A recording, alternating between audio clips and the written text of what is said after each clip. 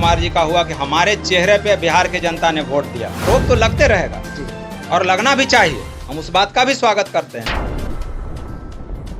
खबरों में बने रहने के लिए हमारे चैनल को सब्सक्राइब करें और बेल आइकन। बिहार में चुनावी माहौल चल रहा है और इसी चुनावी माहौल के बीच कई राजनेताओं का विरोध भी हो रहा है, लेकिन आपको बता दें मुरहारा विरोध में जहानाबाद के विधायक सुधा यादव का बयान आया है। आरजीटीवी के ब्यूरो चीफ अतुल जोशी ने खास बातचीत की। आइए देखते हैं क्या कुछ कहा वहां के विधायक ने। नमस्कार, मैं हूं अतुल जोशी और आप देख रहे हैं आरजीटीवी। अभी मैं मौजूद हूं आरजेडी कार्यालय जहानाबाद। अभी हमारे साथ मौजूद हैं जहानाबाद के मौजूदा विधायक सुधा यादव। इसके पूर्व में विधायक थे इनके पिताजी मुंद्रिका प्रसाद यादव, जो पूर्व मंत्री भी थे।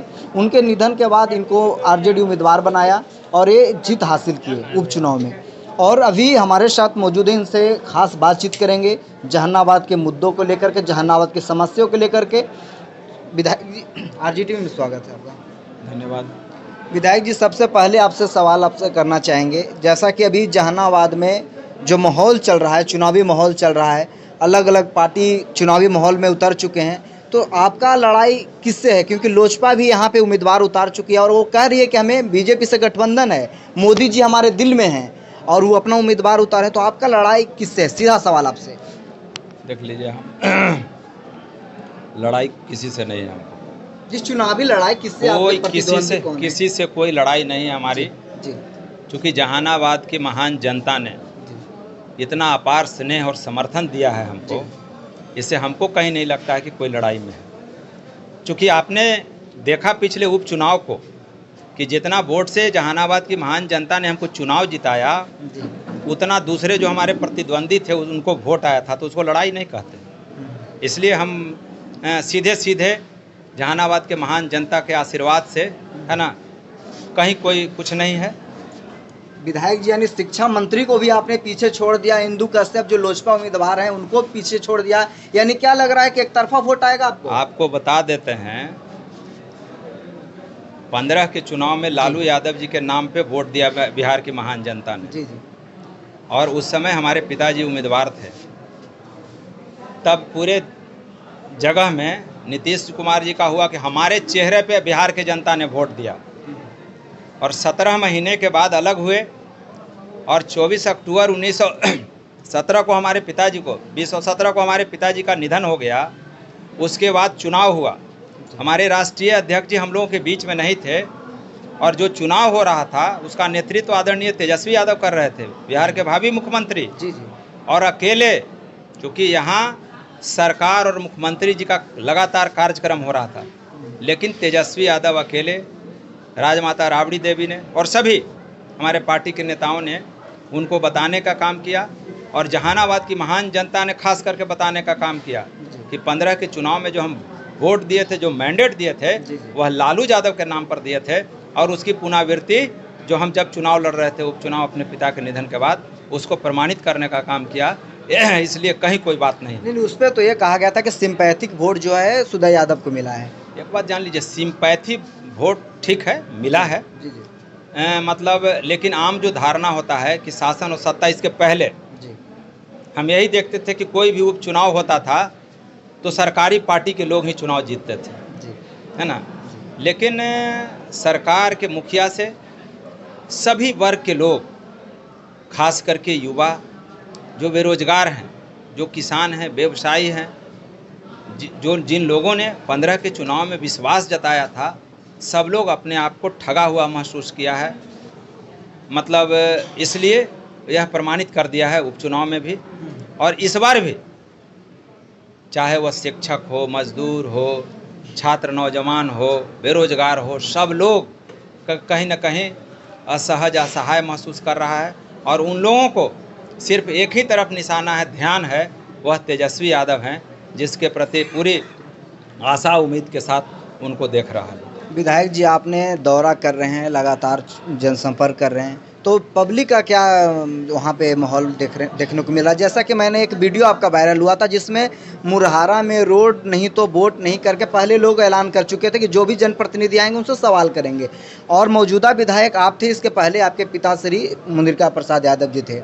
मुरहारा जब आप जाते हैं वोट मांगने तो वहाँ पे आपका विरोध किया जाता है और वो वीडियो वायरल होता है। देख लीजिए, अभी हम जो देख रहे हैं सोशल मीडिया चलाने वाले लोगों को, है ना, सही मामले में उसका इस्तेमाल नहीं हो रहा है ना।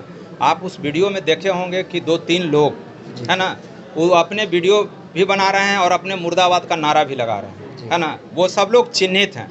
हम जनप्रतिनिधि हैं तो हम समस्याओं से भागते नहीं हैं, हम समस्याओं को हम फेस करते हैं, है ना, और जनता से मुंह नहीं चुराते हैं, इसलिए कि हम जनता के हर समस्या में खड़े रहते हैं, मौजूद रहते हैं, इसलिए हम उसका सामना करना चाहते हैं। अगर कोई और फिर कोई हमारे जाने के पहले कोई प्रत्याशी गया है तो बता दीजिए कि उसमें उस समस्या को सुनने के लिए गया है। लेकिन आप जानते हैं, आप मीडिया के साथी हैं, आप जानते हो कि मुरहारा सड़क के लिए हमने सदन में भी सवाल उठाया था जी। लगातार जिला प्रशासन को, मंत्री को उस सड़क के लिए, लेकिन इस बात को, हम जनप्रतिनिधि हैं, किसी अति का ठेकेदार नहीं है, हम जनप्रतिनिधि हैं और हमको पूरा पता है कि हमारा उत्तरदायित्व क्या है। हमारा उत्तरदायित्व सिर्फ इतना ही है जो हम जानते हैं कि जनता की आवाज़ सरकार और उसके अधिकारी तक नहीं पहुंचती है, उसको हमको मजबूती से उसकी आवाज़ को हमको सरकार और सरकार के अधिकारी तक पहुंचाना है, यही हमारा मतलब है। विधायक जी, आप जब विधायकी काल में यानी 2 साल पहले भी मुरहारा गए थे, वहाँ पे आपको सम्मानित किया गया था, आप थे, सांसद महोदय भी शायद थे और भी बहुत सारे, यहाँ तक कि डीएम साहब भी गए थे, जो हमें जानकारी मिली है, प्राप्त सूचना के अनुसार आपको बता रहा हूँ। तो उसमें आपने आश्वासन दिए थे कि मार्च 2020 तक ये काम हो जाएगा, और उसके बाद कोरोना काल भी आ गया, फिर चुनाव भी आ गया, और ये आक्रोशित है वहाँ की जनता कि विधायक जी आश्वासन देकर गए, यहाँ के जिला प्रशासन आश्वासन देकर गया, जो पूरा नहीं किया गया। हम ये नहीं कहते हैं कि हम आपका काम करा देंगे, हम ये कहते हैं कि हम आपके काम के लिए प्रयास करेंगे, हम आपके काम के लिए अधिकारी और सरकार से लड़ेंगे, हम आपकी आवाज़ बन के। उसमें अगर कहीं हम दोषी हैं, कहीं विफल हो रहे हैं, तो जनता हमको सजा दे। अगर कहीं हम उस बात पे हम खरा उतरते हैं तो ये तो क्या मुरहारा में 4 ही लोग रहते हैं क्या? मुरहारा में 4 ही लोग नहीं रहते हैं, पूरी आबादी ने हमको स्वागत किया, पूरे गांव में घुमवाया और पूरी निडर होके, निर्भीक होके हम वहाँ गए, घूमेंगे, चूँकि वह गांव हमारा है ना, वहाँ के सब लोग हमको पसंद करते हैं। लेकिन कहीं से कोई दुर्भावना से ग्रसित होके कोई वो आवाज़ उठाता है तो उसकी कोई जनता में कहेंगे कि ये राजनीतिक साजिश के तहत इस तरह का वीडियो बनाया गया। मैंने पूरी तरह ये साजिश है, इसमें कोई इनकार नहीं कर सकता है, क्योंकि आप तो और उसी जगह से आते हैं भाई, आप उसी जगह से आते हैं। हम एक बात और बोलते हैं कि हमको जिस आशा उम्मीद के साथ जहानाबाद के लोगों ने विधायक बनाया, हम पूरी प्रयास किए हैं और उसमें हमको सफलता भी मिला है, हम उस पर खरा उतरने का। जहाँ भी जिन लोगों को जिस परिस्थिति में, रात में, दोपहरी में जब जरूरत महसूस किया, हम उसके बीच में खड़े रहे, चाहे बाढ़ हो, सुखाड़ हो, कोरोना हो, दंगा हो, सारे इशू पे हम रहे। इतना करने के बावजूद भी विधायक जी, आपके ही पार्टी के लोग बीच में आपसे खिलाफ थे, और यहाँ तक कि जब मैं राबड़ी आवास के आगे गया तो वहाँ पे भी आपका विरोध कर रहे थे कि सुधा यादव को टिकट नहीं दिया जाए। आखिर क्यों इस तरह का विरोध आपका किया जा रहा था? लोकतांत्रिक तरीके में विरोध स्वाभाविक है और होना भी चाहिए। अगर विरोध नहीं होगा उसका तो पूरी तरह वो भटक जाएगा। तो अभी क्या आरजेडी कार्यकर्ता जो एकजुट हैं? पूरी तरह राष्ट्रीय जनता दल एकजुट है, और आज ही नहीं, पहले भी रहा है और आगे आने वाला दिन में रहेगा। हमने कई बार मीडिया के साथियों को उस समय भी बताए थे, हमसे सवाल पूछा गया था जब विरोध हो रहा था, हमने कहा था कि हम उस साथी को हम सलाम करते हैं, उनके जज्बा को हम सलाम करते हैं कि कम से कम इतना समझते हैं वो लोग कि हम कुर्ता पजामा पहनते हैं, हम झंडा लेकर पार्टी का सड़क पर जन समस्याओं को लेकर संघर्ष करते हैं, तो हमारा भी अधिकार है नेतृत्व को बताने का कि हमको भी मौका मिलना चाहिए।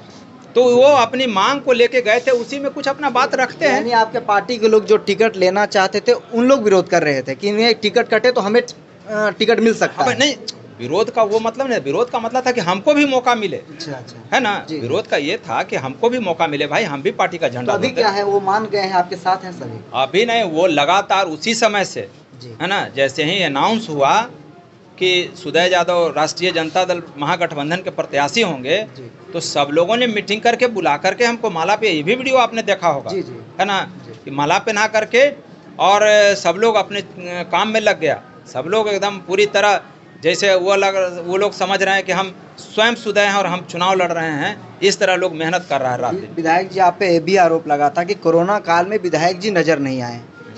हम तो बोलते हैं भाई कि नज़र नहीं आए कि नहीं आए, अगर मीडिया का साथी इस बात को नकार दे अगर, तो हम उसको मानने के लिए तैयार हैं। नहीं, आरोप फिर क्यों लगा दिया नहीं, ऐसा? उसको छोड़ दीजिए। आरोप तो हम बोले ना कि आरोप तो लगते रहेगा जी, और लगना भी चाहिए, हम उस बात का भी स्वागत करते हैं।